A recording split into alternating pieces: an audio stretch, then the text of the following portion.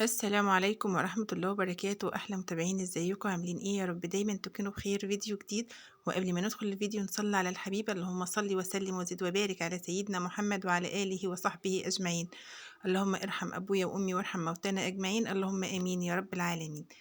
طبعا النهارده عندنا كده آخر الأسبوع، والولاد ده طلبوا مننا حاجة حلوة، فقلنا نعمل ايه. كان عندنا لفة جوليش مركونة كده في الفريزر، فقلنا نجيبها ونعملها، وللأمانة كانت مقطعة وبهدلتنا. نبدأ أول حاجة بالشربات. هنحط كوباية ونص من السكر، وعليها كوباية ونص من المية أو كوباية وتلات أرباع، وعصرة ليمون. وما انصحكش تعصر الليمون إلا ما تحط الشربات على النار. بس الأهم اللي انت تقلبي السكر لحد ما السكر كله يدوب يعني. ما تسيبيش ولا سكرية واحدة إلا ما تدوب يعني. ما تحطيش الليمون زي ما أنا حطيت كده. قلبي السكر لحد ما السكر يدوب على البارد، وبعد كده ارفعيه على النار. ليه؟ عشان ما يخرصش منك لما تحطيه على الجلاش، وعشان ما يسكرش منك، لان انت مش هتقلبي على النار. وكمان عايزين الشربات ما يبقاش تقيل ولا خفيف، يعني وسط. في ناس تقولك حط الشربات تقيل. لو حطيت الشربات تقيل على الجلاش هيخرز منك، وهيعمل بلورات من السكر كده على الجلاش، وما يبقاش لطيف خالص.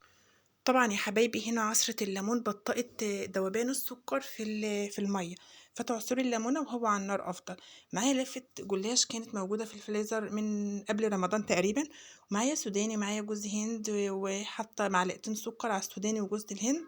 وطبعا الحشوة المكسرات اللي انت بتفضليها، ما تتقيديش باللي انا بقوله يعني. معايا سوداني، معايا جوز هند، معايا عليهم معلقتين سكر ورشة خفيفة جدا من القرفة. لازم. ومعايا كمان كوباية ونص من السمنة. ولازم ان انا ادهن ورقة الجلاش كلها سمنة كده. وطبعا معايا سمنة على زيت، مش سمنة بس. لازم ان انا افرد، ادهن ورقة الجلاش زي ما قلت كلها سمنة، عشان تطلع مورقة كويسة. شايفين انا معايا الجلاش مقطع، وتعمدت ان انا اصوره وهو متقطع معاكم عادي. عشان اهم حاجة الورقة اللي تحت هي اللي تبقى سليمة. الورقة الأولانية اللي تحت دي، أول ورقة هي اللي تبقى سليمة، لكن الورقة التانية مش شرط خالص إن هي تبقى سليمة معاكي. وبعد كده حبايبي بدهن برضو الورقة التانية سمنة، وبحاول إن أنا أوزع السمنة على كل جزء في ورقة الجلاش، على كل طرف، لأن اللي مش هتشرب سمنة مش هتورق معايا، ومش هتبقى كويسة يعني. فلازم إن أنا أوزع السمنة على ورقة الجلاش كلها. هنا حطيت المكسرات في طرف ورقة الجلاش اللي في الآخر. حبيت أوريكم المكسرات اللي معايا سوداني كده. أنا دقة نص دقة كده يا جماعة في الهون. الهون بتاع زمان. مرضتش أعمله في المطحنة عشان مش عايزاه إن هو يبقى ناعم قوي، عايزاه يبقى مجروش. وهلف ورقة الجلاش بالشكل اللي قدام حضراتكم ده، وبعد كده هقطعها عادي.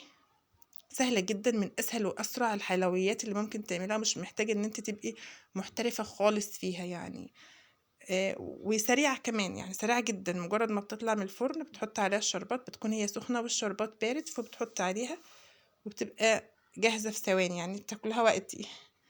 هنا طبعا ممكن تقطعي بزاوية، أو تقطعي التقطيع اللي انت عايزاها. عايزة تقطعي بزاوية قطعي بزاوية، عايزة تقطعي تقطيعة العادية قطعيها، مفيش أي مشكلة زي ما بتحبي وتبع ذوقك. عايزة تقطعي أكبر من كده مفيش مشكلة، عايزة أصغر مفيش مشكلة. آه، كل واحد يعمل اللي هو عايز يعمله، أو الحاجة اللي هو مرتاح إنه يعملها. قطعتها. هنا طبعا الصينية لازم تكون مدهونة معايا سمنة، عشان تحمري الأرضية بتاعة الجلاش. بدأت إن أنا أرصها في الصينية بعد ما قطعتها. طبعا السمنة اللي هتفيض معايا هرشها على وش الجلاش من فوق كده، عشان يطلع السمنة هي اللي هتخليه مورق كده، وإيه، ومقرمش وكويس معايا. طبعا انا قايله لكم ان ورق الجلاش معايا مقطع.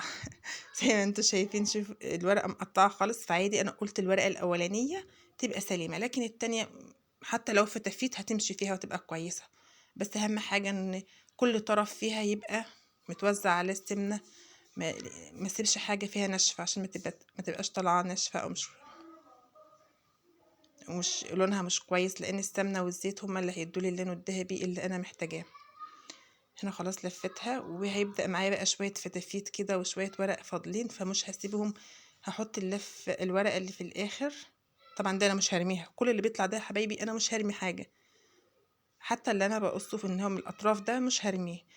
هشوف عندي ورقة وهحطه في وسط الورقة. هنا قطعتها بزاوية كده. طبعا دي الورقة الأخيرة معايا. آه، كلها مقطعة الورقة الأخيرة. على فكرة الورقة الأخيرة ده أنا هحط أكتر من طبقة لأن هي خلاص ما عادش معايا ورق، فقررت ان انا الف بقى كل اللي فاضل معايا وكل البواقي اللي معايا في الورقة دي. شايفين انا عملتها اكتر من طبقة، هي هتبقى في الاخر مورقة خرط، هتبقى قطعتها مورقة وكبيرة كده وجميلة. وكان اخر سوداني معايا او اخر شوية حشو معايا احطهم فيها. شايفين الحشو البواقي اللي على الجنب دي انا هجيبها احطها فيها. هنا طبعا لميت كل البواقي اللي عندي بالسوداني اللي فيها، طبعا دي البواقي اللي كنت بقطعها الزيادة في الاول او في اخر الرول اللي كنت بعمله. لميت كل البواقي وحطيت كل السوداني اللي عندي، وهلفه وهيبقى معايا الرول كبير هقطعه قطع صغيرة، والرول ده هيبقى طالع مورق وتحفة يا جماعة. خلاص هنا خلاص. طبعا البواقي اللي انا قطعتها دي كنت حطيتها على وش الصينية، كانت طالعة مقرمشة وتحفة من غير حشو او من غير حشو، بس كانت طالعة حلوة. وهنا دي كانت طالعة بقى ده اكبر قطع انا كنت عاملاها، بس كانت طالعة روعة يا جماعة. هنا خلاص الصينية اكتملت عندي يا حبايبي، فهرش بقى او هحط بقية السمنة على الزيت اللي عندي على وش الصينية كده او على وش الجلاش زي ما هو باين في الفيديو كده، زي ما هو واضح، اكيد كل حاجة واضحة.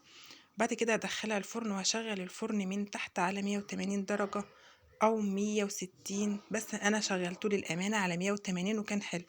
وبعد ما الارضية خدت وش حلو معايا شغلت الشواية من فوق وكانت روعة.